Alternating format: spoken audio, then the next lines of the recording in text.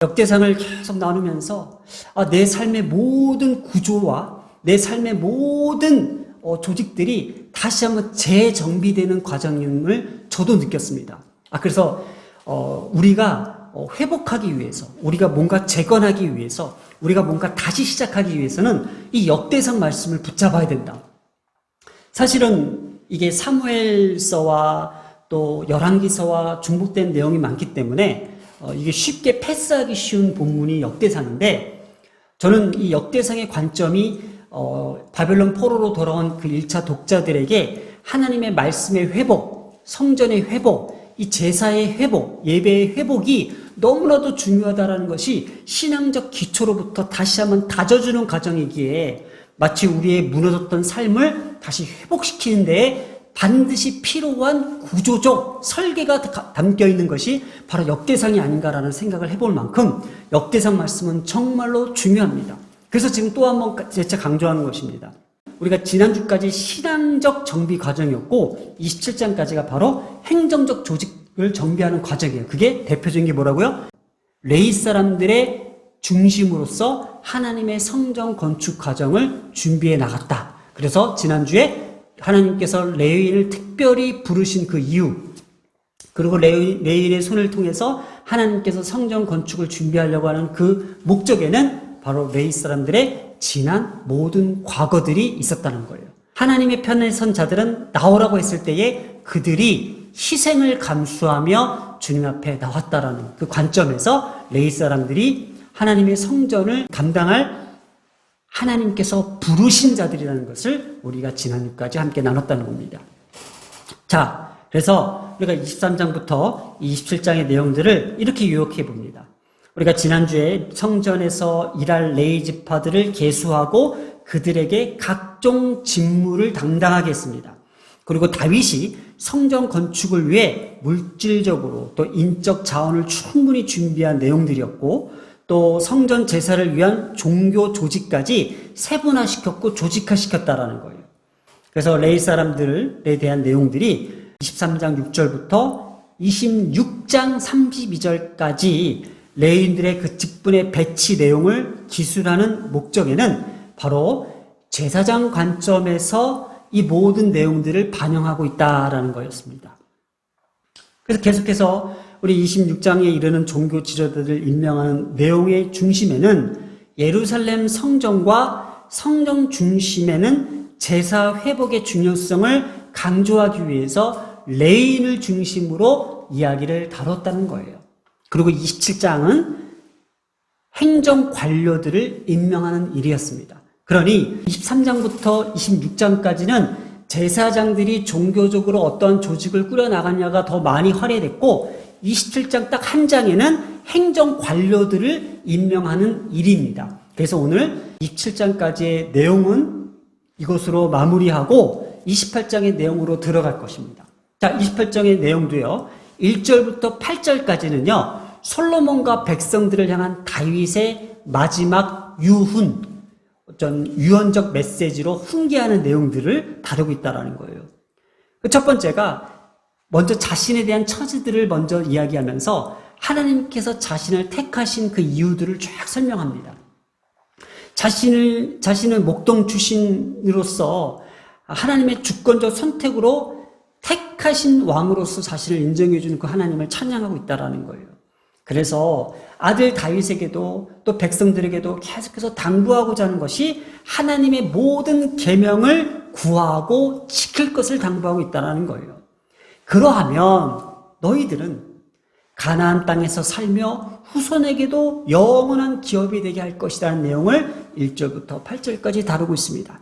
그리고 9절부터 마지막 절 21절까지는 성전 및 그 기구들, 성전의 기구들의 설계도에 대한 설명을 다루고 있습니다.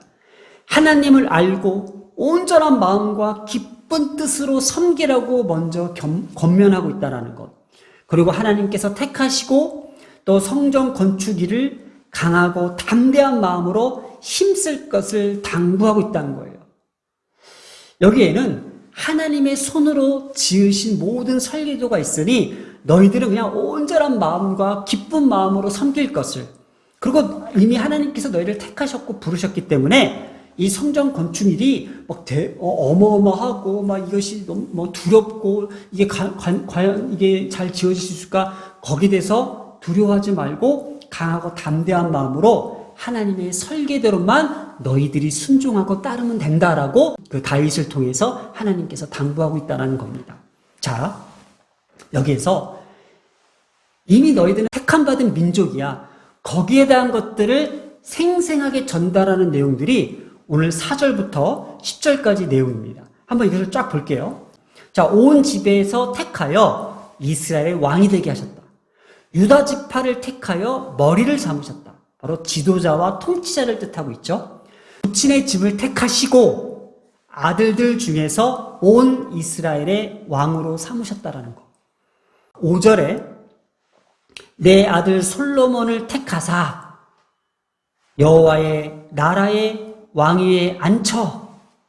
6절에 내가 그를 택하여 내 아들로 삼고 나는 그 아버지가 될 것이다.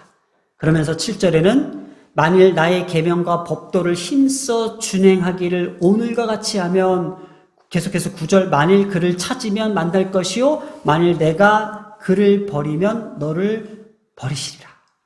그래서 10절에 여호와께서 너를 택하여 성전 건물을 건축하게 하셨으니 힘써 행하라. 하나님께서 택하셨다라는 것을 반복적으로 강조하는 그 이유는 너희들이 이 성전을 건축해야 될 그 이유와 그 분명한 목적이 여기에 있다는 것을 가르쳐 주기에 너희들은 이미 택한 백성이야. 택한 자녀들이야. 그리고 너희를 택하여 왕으로 삼았고 너희를 택하여 유다의 지파로 삼았고 너희들을 택하여 성전 건물을 건축하게 할 것이야.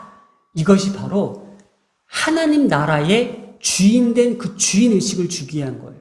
오늘 우리의 기독교가 하나님께서 우리를 부르시고 택하셨다라는 그 확신과 구원의 확신이 없다면은 우리는 하나님의 나라를 소유할 수 없는 사람인 거예요.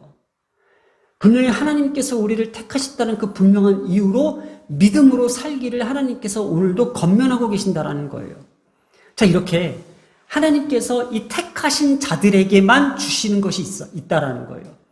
이 택하신 자들에게 어떠한 것을 주시냐면은 바로 오늘 다윗이 12절에 그가 영감으로 받은 모든 것, 이 지금 하나님께서 성전 건축 준비 과정을 통하여 주셨던 모든 하나님의 그 설계들, 여호와의 성전의 뜰과 사면의 모든 방과 하나님의 성전 곡간과 성문의 모든 이 곡간의 모든 구조들, 이 설계도를 주었다고 이야기합니다.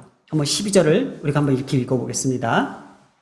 그가 영감으로 받은 모든 것, 곧 여호와의 성전의 뜰과 사면의 모든 방과 하나님의 성전 곡간과 성문의 곡간에, 자, 빨간 줄 설계도를 주고 하나님께서 직접 다윗을 통하여 그 영감을 주시면서 이 설계들을 그려나가셨다는 거예요. 자, 이 본문이요, 다시 19절에 가면 또 반복적으로 이렇게 이야기하고 있습니다. 다윗이 이르되, 자, 솔로몬에게 이야기하는 거죠. 자기가 직접 받은 경험, 이 체험들을 솔로몬에게 이야기하는 거예요.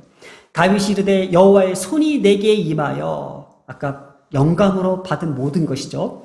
이 모든 일에 설계를 그려서 나에게 알려주셨느니라. 아멘. 바로 하나님께서 다윗을 통하여 영감을 통하여 깨닫게 하시고 여호와의 손이 임하셔서 모든 설계를 그려서 나에게 알려주셨으니 너희들은 두려워하지 말고 부름받은 자로서 담대하게, 그리고 힘써 포기하지 말고 이 성전 건축에 힘을 다할 것이다 라고 합니다. 이 설계도를 뜻하는 이 타브니트라는 이 히브리어 원형에는요, 이런 의미들을 담고 있는데, 영어로는 이미지, 형상입니다. 그리고 닮음, 그리고 양식, 패턴이죠. 그리고 플랜, 계획이라는 뜻을 담고 있는 것이 이 타브니트입니다. 우리의 삶 속에 하나님의 형상으로 지어졌으며 우리가 예수 그리스도를 닮아가며 하나님께 주신 이 말씀의 패턴, 이 양식을 가지고 하나님께서 그 계획하신 대로 그대로 이뤄나가신다는 뜻을 담고 있는 이 타브니트, 바로 이 설계다가 오늘 우리의 삶 속에 하나님께서 주시고자 하는 메시지인 거예요. 우리 몸의 구조도요, 우리의 몸의 모든 구조도 이 생명체의 설계도라고 하는 이 DNA 구조로 형성되어 있어요. 이게 이중 나선 구조라고 합니다. 1869년에 프리드리히 미셔라는 이 과학자가 최초로 그 백혈구 핵에서 DNA 존재를 처음 발견하게 돼요.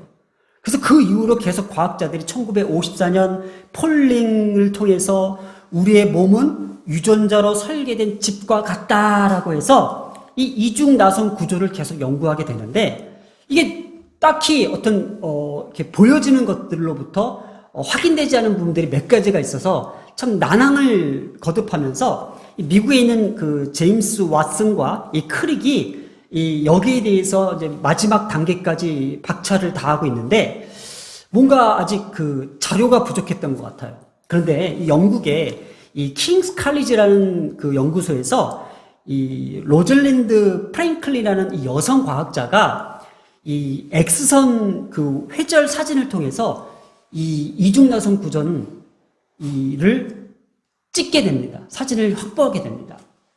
그래서 수없이 반복해서 이 방사선을 쬐다 보니까는 이 여성 과학자는 젊은 시절에 죽고 맙니다. 그런데 함께 그 킹스 칼리지에서 연구했던 이 모리스 윌킨슨이라는 이 과학자가 약간 좀 경쟁 관계에 있었는지 그때 이 사진을 이 미국에 있는 제임스 왓슨과 크릭에게 이렇게 넘겨줍니다. 그래서 1962년에 이때는 공동으로 제임스 왓슨과 크릭은 노벨 생리의학상을 받게 됩니다. 이게 바로 우리가 지금 오늘 현대의학에서도 아주 중요시 여기는 이 DNA 구조, 바로 이중나선 구조. 마치 창세기 28장 12절에 하나님께서 야곱의 꿈을 통하여 보여주셨던 환상과 동일한 구조인 것 같습니다.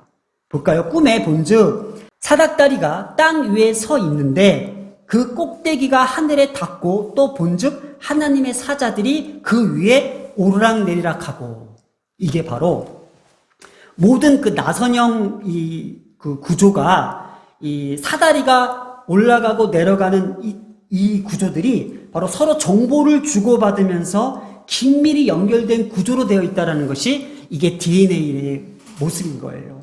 야곱에게 보여주셨던 이 사닥다리의 꿈과 그 환상 그 이후에 13절에 계속 나오는 내용들이 번성이라는 내용입니다. 바로 자신과 후손들이 번성하게 된다라는 거예요. 그러니 오늘날 우리가 이 DNA 구조를 통해서, DNA를 통해서 생육하고 번성하잖아요. 이 모든 설계도가, 이 생명의 설계도가 우리 몸속에 지니고 있다는 이 자체도 너무나도 놀랍고 신비로운데, 하나님께서 오늘 다윗을 통하여 또다시 한번 우리에게 나타내고 보여주시는 것이 뭐냐면, 너희들의 인생과 너희들의 삶의 모든 길에 있어서 나는 이 설계도대로 그대로 그려간다라는 거예요. 오늘 하나님께서 우리에게 주시는 그 영감, 하나님의 손으로 우리를 이끄시는 모든 그 인도하심 따라 우리는 걸어가고 있습니다. 거기에는 하나님의 설계도가 있다는 겁니다. 지금 다윗에게는 솔로몬에게 성전을 지을 그 설계도에 대한 내용이지만은, 신약시대에 고린도전서 3장 16절에 너희가 하나님의 성전인 것과 하나님의 성령이 너희 안에 계신 것을 알지 못하느냐. 우리가 하나님의 성전이라고 했을 때에 우리의 삶이 하나님의 성전을 지어가며 우리의 몸이, 우리의 삶이 하나님의 성전을 지어가는 데 목적이 있다면은, 하나님께서는 너희들을 앞으로 모든 설계도대로 이끌어 가시겠다는 그 약속의 메시지와 동일하다는 거예요.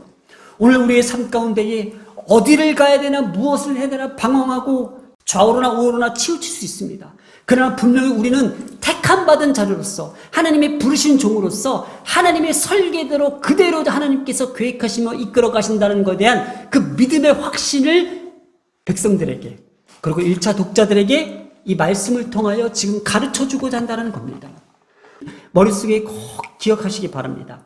이 모든 일의 설계를 그려라는 이 말씀의 주제는 인간적 구상에 의한 것이 아니라 성령의 감동, 성신의 역사, 신적 기원, 하나님으로부터 온 이 영감을 통해서 우리는 살아가게끔 하나님께서 설계해 놓으셨기에 오늘 우리는 그 어디를 가든지 두려워할 것이 없습니다.